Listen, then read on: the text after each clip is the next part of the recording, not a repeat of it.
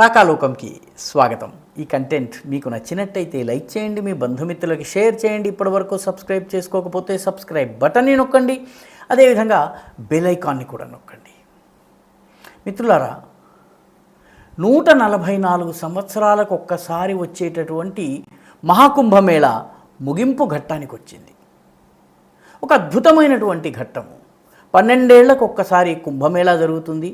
4 చోట్ల కుంభమేళాలు జరుగుతాయి. ఉజ్జయిన్, హరిద్వార్, నాసిక్, అదేవిధంగా ప్రయాగరాజ్ 4 సంవత్సరాల గ్యాప్లో జరుగుతాయి. ప్రయాగలో 12 సంవత్సరాలకు ఒకసారి ఈ రకంగా కుంభమేళా జరుగుతుంది. ఇటువంటి 12 కుంభమేళాలు కలిపి 12 × 12 144 ఇయర్స్ అవుతాయి. 144 సంవత్సరాలకు ఒకసారి జరిగేటటువంటి కుంభమేళా అంటే 12వ కుంభమేళా, వరుసలో 12వ కుంభమేళా మహాకుంభమేళా అవుతుంది.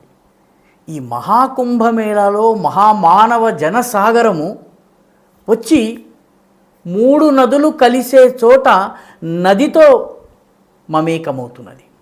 అన్ని చోట్ల నదులు వెళ్ళి సముద్రంలో కలుస్తాయి. నదీనాం సాగరో గతి.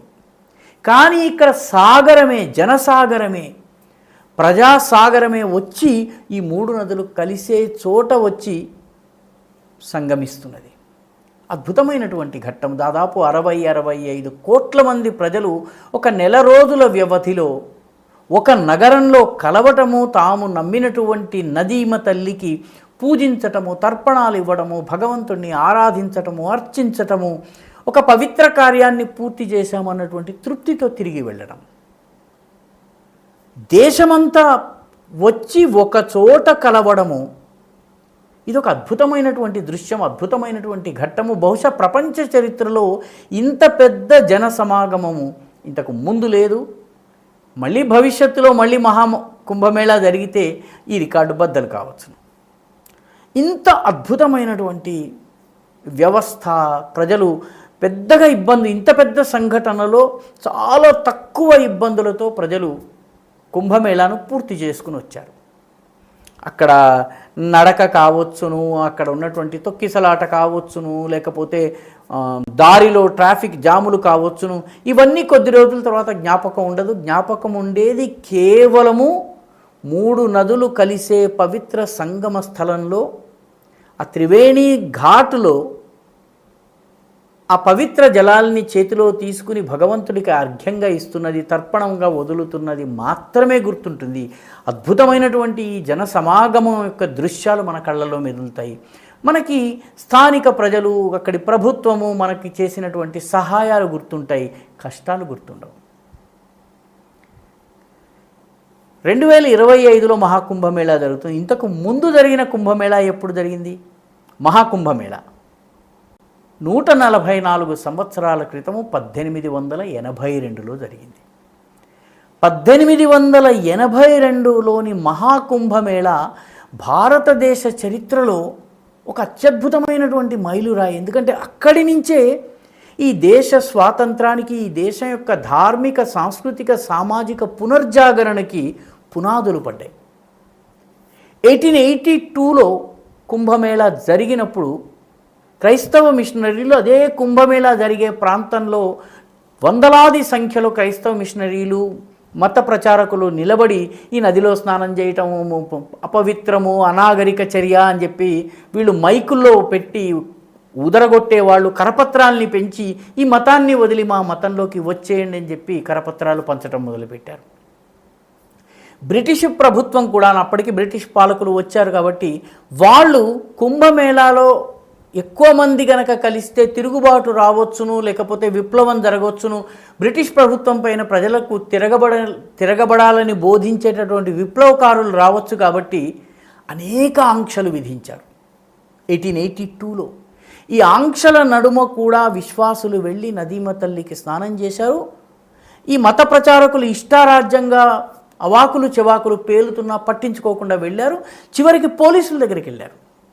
మేము మా మత విశ్వాసాలని పాటిస్తుంటే మా పట్ల ఈ రకంగా మత ప్రచారకులు, అన్యమతస్థులు అవమానకరమైనటువంటి భాష వాడుతున్నారని చెప్తే మెజిస్ట్రేట్లు కూడా మత ప్రచారకుల్ని సమర్థించారు తప్ప శ్రద్ధాళువుల్ని సమర్థించలేదు. 1882లో ఆ పరిస్థితి ఈసారి మహాకుంభమేళా 2025లో అటువంటివేవీ లేవు. అవి పటాపంచలైపోయినాయి. శ్రద్ధ విశ్వాసం ముందు అవన్నీ వీగిపోయినాయి. అదేవిధంగా 1882లో భారతదేశ సైనికుడు మొట్టమొదటిసారి సముద్ర తీరాలను దాటి బయటకు వెళ్ళి ఈజిప్టుని విముక్తం చేశాడు. అక్కడ జరిగినటువంటి తెల్ అల్ కబీర్ అనేటటువంటి యుద్ధంలో భారతీయ సైనికులు మొట్టమొదటిసారి సముద్రాలను దాటి ఖండాంతరాలను దాటి వేరే దేశంలో పోరాడారు. ఈ పోరాటం చేసిన పరాక్రమమే అనంతర కాలంలో నేవీ తిరుగుబాటు 1947లో జరిగింది. ఆ తరువాత 46లో జరిగింది. ఆ తరువాత మన సైన్యము 1948లో కానీ 62లో కానీ 65లో కానీ 1971లో కానీ సియాచిన్లో కానీ కార్గిల్లో కానీ మిగతా విషయాల్లో అత్యంత పరాక్రమాన్ని చూపించి మన సరిహద్దుల్ని కాపాడటమే కాకుండా ప్రపంచమంతా కూడా భారతీయ సేన ఈరోజు పనిచేస్తుంది. దీని పునాదులు 1882లో పడ్డాయి, మహాకుంభమేళా జరిగినటువంటి సంవత్సరంలో.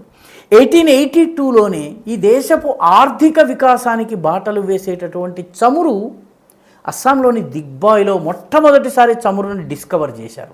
ఇక్కడ తవ్వితే ఇక్కడ నేల నుంచి పెట్రోలియం వస్తుంది కాబట్టి ఇక్కడ మనము రిఫైనరీ కట్టాలి అని చెప్పి దిగ్బాయ్లో ఈ దేశంలోని మొట్టమొదటి రిఫైనరీ వచ్చింది.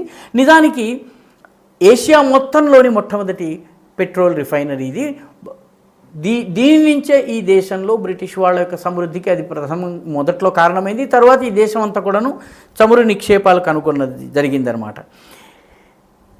1882లోనే స్వామి వివేకానంద రామకృష్ణ పరమహంస దగ్గర దీక్ష తీసుకుని సన్యాసిగా మారారు.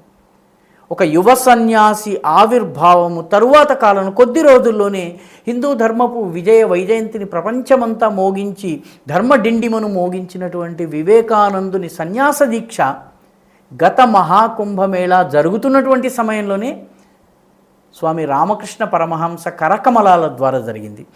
1882లో గాంధీ గారు హై స్కూల్ విద్య చదివేందుకు అహ్మదాబాద్లో ఉన్నటువంటి రాజ్కోట్లో ఉన్నటువంటి ఆల్ఫ్రెడ్ హై స్కూల్లో చేరారు. భవిష్యత్తులో ఈ దేశానికి స్వాతంత్రం తేవడంలో కీలక పాత్ర వహించి కోట్లాది జనాన్ని ముందుకు నడిపినటువంటి మహాత్ముడు తొలి స్టెప్ విద్యార్జనలోని మొదటి మెట్టులో ఉన్నటువంటిది 1882లో. మోతీలాల్ నెహ్రూ సరిగ్గా 1882లోనే ఆయన బార్ ఎగ్జామినేషన్కి తయారవుతున్నారు. 1882లోనే ఈ దేశం యొక్క ఏకాత్మతను చాటి చెప్పినటువంటి కలకత్తాలోని డాక్టర్ బిధాన్ చంద్ర రాయ్ కానీ దక్షిణాదిన సుబ్రహ్మణ్య భారతి కానీ ఆవిర్భవించారు. 1882 తరువాత సంవత్సరమే కుంభమేళా పూర్తయిన మరుసటి సంవత్సరమే వీర్ సావర్కర్ జననం. ఈ దేశంలో హిందూయిజ్ ఆల్ పాలిటిక్స్ అని చెప్పి గర్జించినటువంటి సావర్కర్ 1883లో పుట్టారు. బంకిం చంద్ర చటర్జీ భారత స్వాతంత్రోద్యమంలో అత్యంత కీలక పాత్ర పోషించినటువంటి ఆనంద మఠాన్ని 1882లో రాశారు. అందులో ఉన్నటువంటి గీతమే వందే మాతర గీతము విప్లవకారుల్ని ప్రేరేపించింది, దేశభక్తుల్ని ప్రోత్సహించింది. అదే పాట ఈరోజు మనం జాతీయ గీతంగా కూడాను 144 సంవత్సరాల తరువాత ప్రతి భారతీయుడు పాడుతూనే ఉన్నాడు. ఈ రకంగా చూసినట్లయితే ఈ 1882 కుంభమేళా తరువాత ఈ దేశంలో ఒక పునర్జాగరణ యొక్క తొలి బీజం పడింది. ఆ తరువాతే వివేకానందుడు విదేశాలకు వెళ్ళారు. ఆ తరువాతే ఈ దేశంలో విప్లవోద్యమాలు ప్రారంభమైనాయి. ఆ తరువాతే ఈ దేశంలో స్వాతంత్రోద్యమం ప్రారంభమైంది. భారతీయ సైనికుడు first world war, second world వార్లో అన్ని చోట్ల పోరాడి తమ యొక్క పటిమని నిరూపించుకున్నారు. ఆ 1882 కుంభమేళా తరువాత ఈ కార్యక్రమాలన్నీ ప్రారంభమైంది. ఒక నవయుగం ప్రారంభమైంది. 2025లో కూడాను మహాకుంభమేళా ముగుస్తుంది. మహాకుంభమేళా సందర్భంగా ఈ 144 ఏళ్లలో ఈ దేశంలో ఎంత జాగరణ వచ్చింది, ధార్మిక జాగరణ, సాంస్కృతిక జాగరణ, రాజకీయంగా ఈ దేశంలో ఎన్ని మార్పులు వచ్చినాయి. రానున్న రోజుల్లో జరగబోయే పెను మార్పులకు 2025 మహాకుంభమేళా తరువాత పునాది పడబోతోందా? 1882 లాగానే చరిత్ర మరొక్కసారి పునరావృతమై భారతదేశాన్ని పరమ వైభవ చరమశిఖరికి తీసుకెళ్లేటటువంటి ప్రయత్నాలు ప్రారంభమవుతాయి అన్నటువంటి నమ్మకం కలుగుతోంది. 1882 తరువాత 1947కి పునాదులు పడ్డాయి. 1947 తర్వాత మన ఈ పోరాటము ముందుకు వెళ్తూ వచ్చింది. ఇప్పుడు 2025లో భారతదేశపు పరమ వైభవపు పునాది పడబోతోందా? ఈ వీడియో మీకు నచ్చినట్టయితే లైక్ చేయండి, షేర్ చేయండి, ఈ ఛానల్కు సబ్స్క్రైబ్ చేయండి. మీ అభిప్రాయాన్ని కమెంట్ల రూపంలో తప్పనిసరిగా పంపించండి.